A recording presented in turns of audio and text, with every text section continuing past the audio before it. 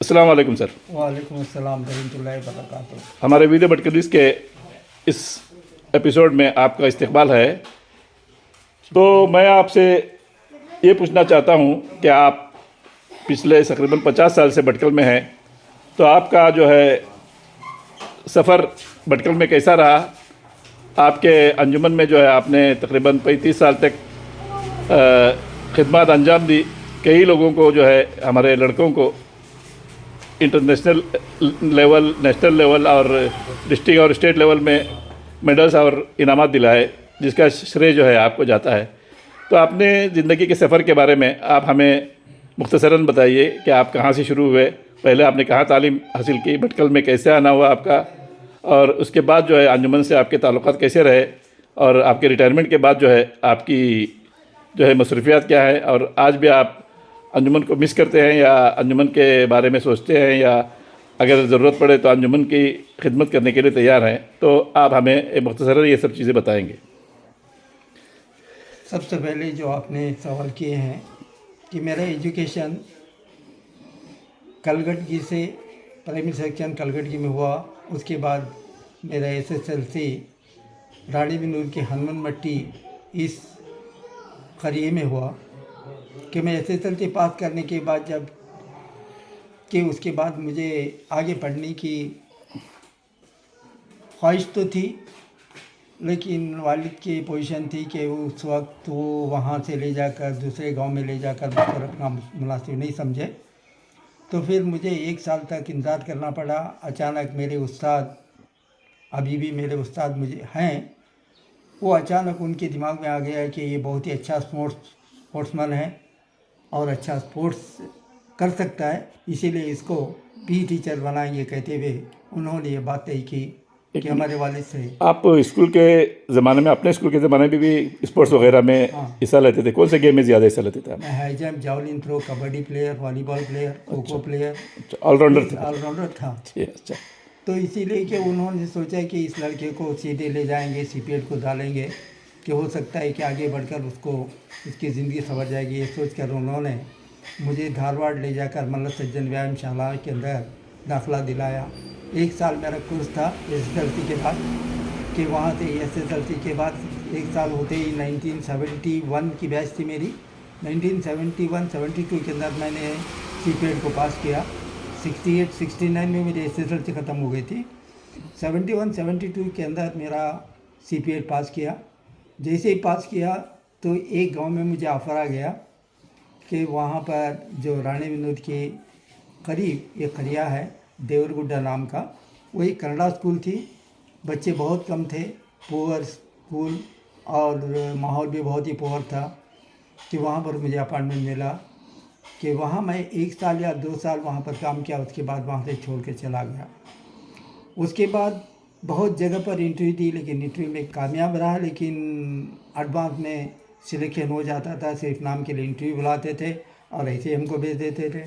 इससे अफसोस करके मैंने उम्मीद छोड़ दी थी नौकरी की, कि अचानक मेरे मरहूम एक दोस्त थे कि वो भी अंजुमन स्कूल में पढ़ाए हैं, बशीर अहमद गुत्तल बोलकर, कि वो यहाँ पर पढ़ा कर उसके बाद नेशनल स्कूल मुर्डेश्वर में दाखिला लिए थे और वहाँ पर उनका एडमिशन हो गया था।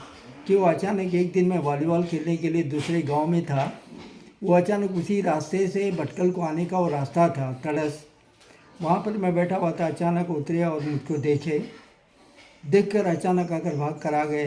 आकर पूछे कि तुमको कहीं पर जॉब लगा? नहीं, मुझको जॉब नहीं लगा। फिर यहाँ पर क्यों आए थे? मैं वॉलीबॉल खेलने के लिए आया। तो थोड़ा मुझे डांट कर बताया कि सिर्फ वॉलीबॉल खेलते रहेगा या कुछ कम से कम नौकरी करेगा, इस तरह से डांट कर बताए। तो मालूम नहीं, अल्लाह ताला की मर्ज़ी थी कि उन्होंने बताया कि तुम भटकल में इंटरव्यू दे दो, भटकल को अप्लाई करो।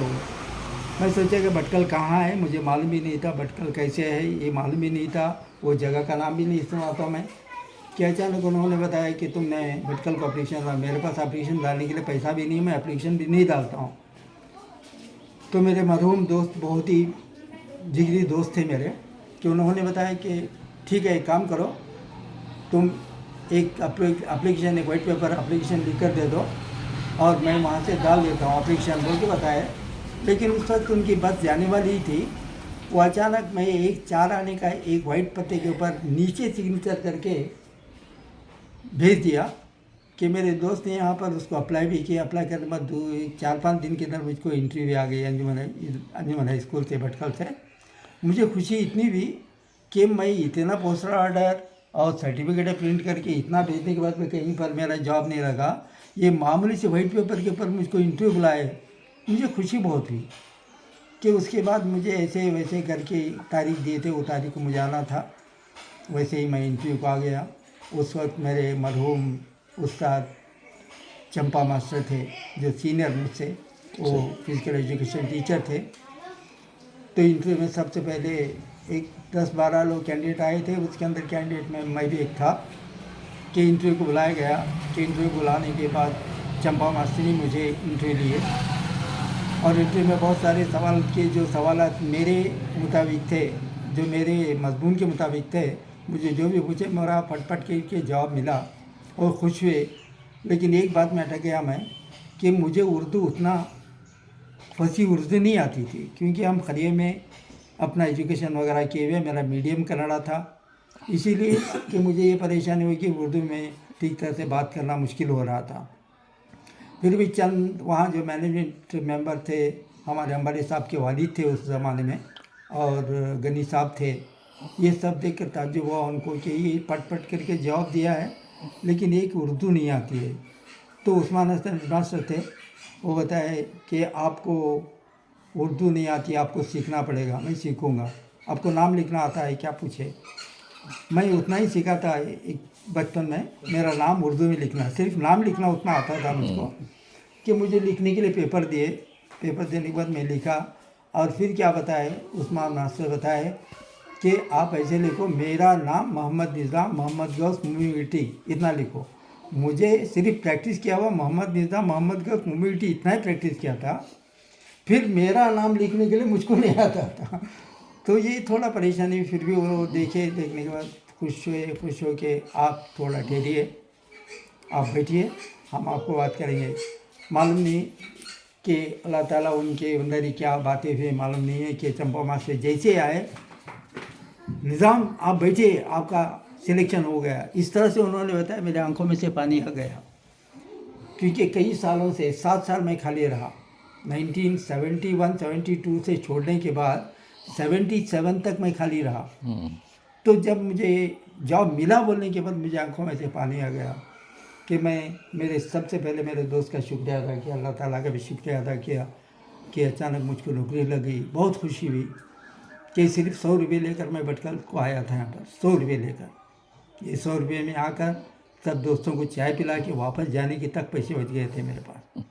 तो इस तरह से मेरे इंटरव्यू में कामयाबी रही और मेरा सिलेक्शन उसी वक्त बैठने के लिए बताया। 11 बजे इंटरव्यू हो गई थी, 12-12:30 बजे तक मुझको अपॉइंटमेंट लेटर देकर भेज दिए। तो मुझको जेल से जल्द ज्वाइन हो जाओ कहने के बाद मैं चला गया गांव को वापस। जून 2 तारीख को आकर ज्वाइन हो गया मैं। ज्वाइन होने के बाद सबसे पहले स्कूल के अंदर जाते ही सब लोग देखे मुझको, और पुराने जो टीचर थे उस वक्त सलीम मुजावर थे और हुसैनी बेग थे, और बहुत सारे जो सीनियर टीचर थे, गुड़ियाल मास्टर थे, सब थे, बंडी गट्टी थे। ये सब मेरी हालत देखकर, मेरी पोजीशन देखकर सब लोग बताए ये आदमी यहाँ पर टिकेगा नहीं। सबसे पहले वो गुफ्तगू चालू हो गई वहाँ पर, ये आदमी रुकेगा नहीं क्योंकि हमारे बच्चे इनसे ख़तरनाक हैं। मुझे मालूम था कि मैं जैसे ही देखा कि बड़े बड़े बच्चे थे, मूछ दाढ़ी वगैरह सब आ गई थी उस वक्त बच्चों की ऐसे चलते में, मुझे कुछ अफसोस नहीं था क्योंकि मेरा एजुकेशन ऐसे था कि मैं रफ एंड टफ ही था, तो मुझे कुछ उसका डर नहीं लगा। फिर भी जैसे ही इंटरव्यू हो गई, फर्स्ट डे मुझको एब्सेंटी को डाल दिए, लेकिन मुझे सिलेक्शन हुआ था लोअर सेक्शन को, प्राइमरी सेक्शन को, लेकिन उस वक्त कोई भी नहीं थे। उस्मान मास्टर क्या किए, ले जाके मुझको 10th क्लास को भी एब्सेंटी डाल दिए। तो मैं उस दिन जाके 10th क्लास को एब्सेंटी भी लिया। लेने के बाद सब लोग खुश हो गए, बच्चे भी जो शरारती वो बच्चे भी खामोश हो गए। उसके बाद 9th क्लास को बंडी गट्टी मास्टर बताया, निज़ाम मास्टर आप देखिए सब क्लास में जाइए, आप 9th A क्लास में थोड़ा बहुत ही शरारती बच्चे हैं, आप बहुत ही एहतियात बरतना है। मैं बोला कोई बात नहीं है, मुझे कोई भी रहने तो कुछ होता नहीं। उस वक्त 9th क्लास में ऐसे ऐसे बच्चे थे, नामचीन बच्चे थे, यानी कि शब्बीर था, रिजवान आर्टिस्ट वो गुजर गया। रिजवान, और एक यहाँ था मखदूम कॉलेज के बहुत सारे बच्चे ऐसे थे, बहुत सारे। मेरा भाई भी था जलील। भी थे। तो ऐसे ऐसे बच्चे थे कि उनको देखकर क्लास में जाना भी बहुत मुश्किल हो जाता था, लेकिन मैं कुछ झिझका नहीं। पहले ही दिन उनको कंट्रोल किया अल्लाह के फजल से कि मेरा उस दिन का क्लास भी कंप्लीट हो गया। हेडमास्टर भी खुश हो गए। उसके बाद मुझे किसी बात की ऐसा दिन आया। उस वक्त चिड़ी जुबैर था, चिड़ी जुबैर 9th में था। चिड़ी जुबैर, उसका भाई अंसार, उनका भाई, दोनों भाई एक ही क्लास में थे वो। तो इस तरह से ये बच्चों के साथ मेरा मिलजुल। अपना भाई भी ऐसे यासीन अस्करी भी था। बहुत सारे बच्चे थे कि खुदा की फजल से मुझे कोई झिझक नहीं हुई कि मुझे जैसे जैसे जाते रहा। आप जब हम 6th में थे तब आए थे? 6th में था। हाँ, 5th में नहीं, 6th में थे। तो आपको देखते ही आप एकदम स्टाइलिश आते थे। आप गैदरिंग वगैरह में काला कोट पहन के, चश्मा लगा के, एकदम ऐसा लगता था वो स्टार रंजीत है ना, ऐसा लगता था। बोलते अरे ये एकदम ये है। तो एकदम दूर से आते थे तो एक हाइबत होती थी देखने में, मतलब एक नहीं, बच्चों का ताउन भी बहुत अच्छा रहा मुझसे, और आज तक भी रिटायर्ड में 34 साल खिदमत अंजाम दिया कि अंजुमन वालों ने भी बहुत सारे मुझको अवार्ड से भी नवाजा। कि सबसे पहले कि अभी तक भटकल में किसी को ऐसा अवार्ड नहीं मिला। गनी साहब थे उस वक्त, अप्रिसिएशन अवार्ड कहते हुए सिर्फ 3 या 4 लोगों को मिला था, उसमें मैं भी एक था। अच्छा। जो पेरेंट्स जिनके पेरेंट्स जो बच्चे टैलेंटेड हैं, उनके माँ बाप को वो मेडल दिया गया था कि मेरे पास अभी भी मौजूद है वो भी अवार्ड मुझे मिला। और सेंसस अवार्ड मिला है, census award silver medal Bhatkal के अंदर किसी को नहीं मिला, मुझको सिल्वर मेडल मिला है। और जहाँ तक मैं जब तक जॉब करते रहा, मुझे सिर्फ बच्चों की फ़िक्र थी। मुझे अपने बच्चों की फ़िक्र नहीं किया, मैं सिर्फ बच्चों की फ़िक्र थी। मैं सुबह जाता तो रात को 7 बजे 8 बजे घर को पहुंचता था। घर में यही शिकायत थी कि सारे टीचर घर आ जाते हैं, आप 7 बजे 8 बजे आते हैं, बच्चों की हालत क्या बोल कैसे बताते हैं। बच्चे आप स्पोर्ट्स के अलावा मैथ्स भी बहुत अच्छे पढ़ा देते हैं वहाँ, ये आपको किस तरह से ये हुआ? आप स्कूल में मैथ्स में होशियार थे या मैथ्स आपका ये सब्जेक्ट था? नहीं, मेरा जो SSLC के अंदर PCM ग्रुप था। अच्छा। कि मैं फिजिक्स केमिस्ट्री मैथमेटिक्स था। 1968-69 का बैच था, जो आर्ट्स और साइंस थे उस वक्त। SSLC में था, और मुझे खास करके मैथमेटिक्स के अंदर दिलचस्पी बहुत थी। क्यों आप ऑफ पीरियड में आके हमको भी मैथ सिखाते थे? और दूसरा आपकी आवाज़ भी बहुत अच्छी थी, आप गाना भी अच्छा गाते थे। वैसे भी फंक्शनों में गाता था मैं वहाँ। मुझे याद है, आप खासकर वो गरीबों की सुनो वो तुम्हारी सुनेगा, आप अभी तक याद है। तो जब पहले बार भटकल आए तो उस वक्त भटकल का माहौल और कैसा लगा सर आपको? माहौल तो बहुत ही अच्छा था उस वक्त, क्योंकि हम जो आए थे खरियों से आए थे। यहाँ का माहौल देखते ही कि बहुत ही अच्छा लगा। उस वक्त निज़ामुद्दीन कहते हुए एक मौलाना थे, उनके ताल्लुकात बहुत थे हमारे साथ, और कभी भी दावत बुलाते थे और नसीहत देते थे, और वो बताते थे ऐसे बच्चे ऐसे हैं, आप नमाज पढ़ना चाहिए। ये सब बातें बताते, बहुत अच्छा लगता था कि भटकल का माहौल भी ऐसे था। बच्चे जैसे ही आज़ान हो गई नमाज की तरफ निकल गए। हमारे बच्चों में जो है, जो खेल का टैलेंट है, वो आपने कैसे पकड़ लिया? मतलब ज़्यादा हमारे बच्चे तो ये कबड्डी क्रिकेट ये इधर के, बाद में आपने जो स्कूल के गेम्स थे, खो खो वॉलीबॉल ये वगैरह, तो जिसमें से उन्होंने आपकी निगरानी में मेडल और ये सब हासिल किया, तो आपने उनको कैसे भाप लिया? सबसे बड़ी बात क्या है, मैं खुद एक स्पोर्ट्समैन था। कि स्पोर्ट्समैन को किस तरह से फाइंड आउट किया जाता है, इसके बारे में थोड़ा बहुत मुझे नॉलेज आ गई थी। तो ऐसे देखने के बाद बच्चों को जब क्लास में जाता था तो ये बच्चा बताया, मैं इसको चेहरा देख के बताता था, बेटा तुम ये करेंगे। वो बच्चा गिड़गिड़ाता था मुझसे, नहीं सर मुझे अभी तक नहीं किया। मैं उनसे बताता, बेटा तुम करेंगे, तुम ये करना ही है और करेंगे तुम। ऐसे जिद करके मैं बैठने के बाद वो ज़बरदस्ती करके मेरे साथ आ जाते थे। उसके बाद उनका नाम ऊंचे दर्जे पर चला जाता था। और बहुत सारे ऐसे भटकल के अंदर ऐसे ऐसे बच्चे थे इंटरनेशनल को जाने की पोजीशन थे, लेकिन उनको ख़ास करके उनके ऊपर निगरानी करने वाला या उनको अच्छा गाइड या पेरेंट्स का सपोर्ट नहीं मिलने की वजह से हमारे बच्चे सिर्फ स्टेट लेवल नेशनल लेवल तक पहुँचे हैं। वरना भटकल के अंदर ऐसे ऐसे बच्चे वो भी यहाँ पर थे। आपकी मेहरबानी से ही पहुँचे, मतलब मेहरबानी उससे पहले तो नहीं है कि उनकी मेहनत डिस्ट्रिक्ट से लेवल से कोई आगे नहीं गया था हमारे ज़माने में, बच्चों की वहाँ से ही मेहनत आते है। हैं। तो आपने उनके पीछे काम किया और हमारे बच्चे जो है उस मुकाम पर पहुँचे। नहीं, इसके लिए हमारी कौम और हमारे जो भटकल के लोग आपके हमेशा शुक्रगुजार रहेंगे इंशाल्लाह। नहीं, हमेशा के लिए बच्चों की भी एक कोशिश है कि मेरे साथ वो ताउन किए और मेरे साथ मिलजुल कर रहे। यहाँ तक कि जावेद कोला जो अभी अंजुमन के मेंबर हैं, वो 9th में थे उस वक्त। वो हाई जंप बहुत ही अच्छा प्लेयर, यानी कि उस ज़माने में हाई जंप के अंदर बहुत ही अच्छे एक्सपर्ट प्लेयर, और 100 मीटर रनिंग उनकी बहुत ही अच्छी थी। तो मैं जब आने के बाद उनको देखा कि एक दिन बताया कि बेटा एक काम करो, तुम और मैं दोनों पार्टिसिपेट करेंगे हाई जंप में। तो वो ताज्जुब किया, सर आप कैसे करेंगे, आप पैंट पहन के आए, एक काम करो आप चेटी पर जाओ मैं पैंट पर जंप करता हूँ, तुम कितना जंप करते हो उसके बाद मैं लास्ट में मैं जंप करता हूँ, इस तरह से चैलेंज हो।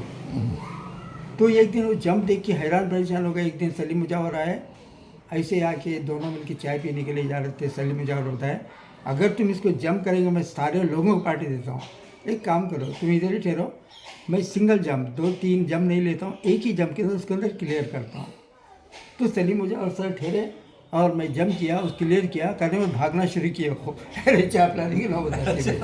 इस तरह से जावेद के साथ कॉम्पिटिशन करता था। और 100 मीटर बहुत ही अच्छी थी उसकी, वॉलीबॉल प्लेयर था वो, बहुत ही अच्छे प्लेयर थे और अच्छे स्पोर्ट्समैन भी थे और अखलाक भी बहुत ही अच्छे थे। अभी भी मिलते तो बहुत ही खुशी के साथ बात करते हैं। यही कि ये ऐसे बहुत सारे बच्चे नेशनल लेवल पहुंच चुके हैं।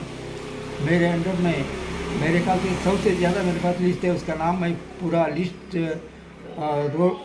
रोल ऑफ ऑनर के पूरा बोर्ड के ऊपर लिख चुका हूँ। कौन कौन कहाँ गए, डिस्ट्रिक्ट लेवल कौन गया, स्टेट लेवल कौन गया, स्टेट लेवल पार कौन किया है, ये बोर्ड पर मैं लिख चुका हूँ और मेरे पास लिस्ट भी इसकी मौजूद है। मैं सब लिस्ट बना कर रखता था कौन क्या किया है। आप अंजुमन से रिटर्न कब हुए और उसके बाद आपकी मसरूफियात क्या रही? 2011 के अंदर मैं रिटायर्ड हो गया कि गवर्नमेंट से जो रिटायरमेंट 60 ईयर्स होने के बाद ऑलरेडी वो वहीं से आ जाता है 60 साल होने के बाद। 11 के अंदर मेरा 60 साल कंप्लीट हो गया और मुझे वहाँ से निकल कर आना पड़ा। इसके बाद आने के बाद भी मुझे खुशी हो रही थी कि अंजुमन को मैं कभी कभी जाता था, वहाँ पर जाने के बाद भी बच्चों के साथ मुलाकात होती थी। और ख़ास करके मेरे पुराने शागिर्द इतने शागिर्द गए हैं, ये सारे मुझे याद करते हैं। उनकी ये उनका बहुत बड़ा एहसान है मुझ पर कि यहाँ तक कि उन्होंने एक मरतबा नहीं है, मुझको 2 मरतबा दुबई लेकर गए और 2 मरतबा सऊदी लेकर गए और 2 मरतबा उम्रा कराए और 1 मरतबा मुझको ओमान मस्कत को ले गए। इस तरह से 5 मरतबा मुझको बच्चों के ज़रिए मुझे जाना पड़ा। मेरे जेब से तो मैं पैसा खर्च नहीं किया हूँ, सारे मेरे खैर आपने जो उनके लिए किया है उसके सामने ये चीज़ कुछ भी नहीं है। आपकी खिदमत आप जो कौम के लिए, अंजुमन के लिए और बच्चों के लिए और उनके जो है पेरेंट्स वगैरह के लिए जो किया है और उन्होंने जो नाम रोशन किया है, इसके लिए ये सब बातें बहुत छोटी लगती हैं। मतलब शागिर्द उनका बहुत एहसान है मुझ पर, उनका एहसान जिंदगी भर भूल नहीं सकता हूँ। अभी भी हफ्ते में 10-12 फ़ोन मुझको आते हैं, मैं भी उनको करता हूँ। वो बताते हैं खुशी होती है कम से कम उनकी आवाज़ सुनता हूँ। तो इतने सारे बच्चे गए हैं नेशनल लेवल को, मेरे ख्याल से उसका 100 के एक 50 के ऊपर ही नेशनल लेवल पहुँच चुके हैं। स्टेट लेवल भी बहुत बड़ा अचीवमेंट है ये हमारे लिए, आपके लिए, हमारे लिए, हमारे बच्चों के लिए। उसके बाद एक बार वॉलीबॉल में भी स्टेट लेवल हम विन हो चुके हैं। अभी भी आपको अंजुमन से कभी कभी कोई कुछ नहीं, अंजुमन से कुछ बुलाए नहीं, लेकिन उसके बाद मुझे 5-6 साल के बाद एक मरतबा बुलाए और मैं उनसे यही बताया कि मुझे आप बहुत देरी करके बुलाए। मैं मैनेजमेंट से ऐसे ही बताया कि हमारे जीएस उनको बताया कि आपने मुझे कौन थी सर जीएस? उनका इंतकाल हो गया शायद। हाँ, अब्दुल साहब, अब्दुल रहीम नहीं, उससे पहले जफर अली मोहम्मद, अंसार कासिम जी कुछ थे कि उन्होंने बुलाकर मुझे बताया और जनरल सेक्रेटरी हमारे मेडिकल इस्माइल सिद्दीक इसी वो थे। वो बुलाए, क्या मास्टर साहब नहीं आते हैं, आप आइए हमारे स्कूल में इदारे में आप खिदमत अंजाम दे दो।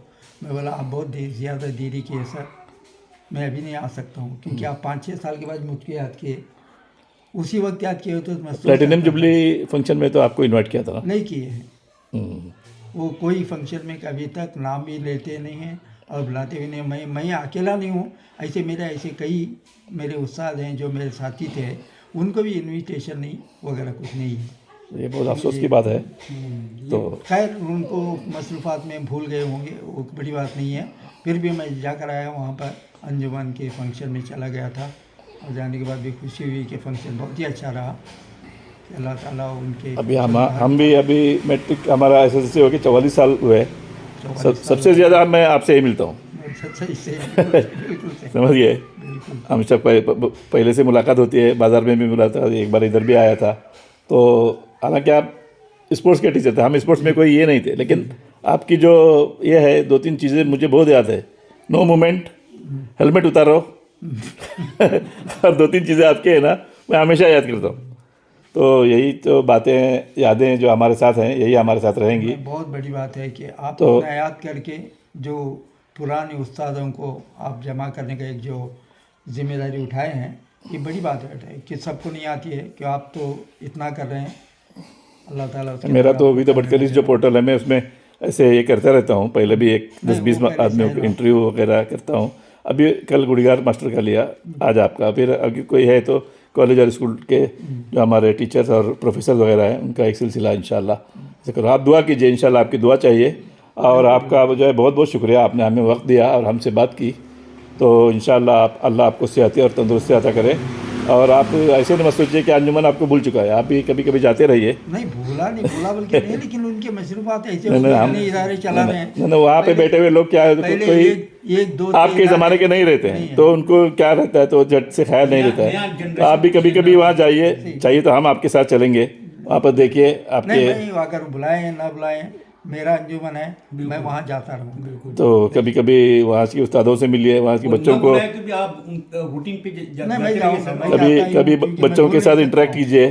तो आपकी नए आजकल के बच्चों के भी आपकी जो है आप सिखा तो नहीं सकते खेल, लेकिन आपकी जो है नहीं, आप अगर उनको एडवाइस देंगे तो उनके लिए बहुत फ़ायदा होगा, और हमारे बच्चे जो है निकलेंगे जो अभी भी एक बात बताना भूल गया मैं, कि अभी भी मेरा जो ये स्पोर्ट्स के इससे मैं हटा नहीं हूँ, कि अभी हाल ही के अंदर अली पब्लिक में हाँ, मैं देखा था। अली पब्लिक में भी बच्चों को ट्रेन किया। उसके बाद अंजुमन का एक फॉरवर्ड का प्लेयर था, वो भी मेरे पास आता था, कि अभी हाई जंप का प्लेयर वहाँ पर जो अली पब्लिक में, वो स्टेट लेवल में 3rd प्लेस हासिल किया। आज तक उतना हाइट जंप किया हुआ हमारे भटकल में कोई भी नहीं है। अच्छा कोई भी नहीं, यानी इसका निकाल था नेशनल लेवल गया है, लेकिन इतना ऊंचा जंप किया हुआ ये पहला लड़का है जो अली पब्लिक का, अच्छा तवाफ बोलकर। और पोलवाड के अंदर अंजुमन के, हमारी अंजुमन का जो इसका नाम,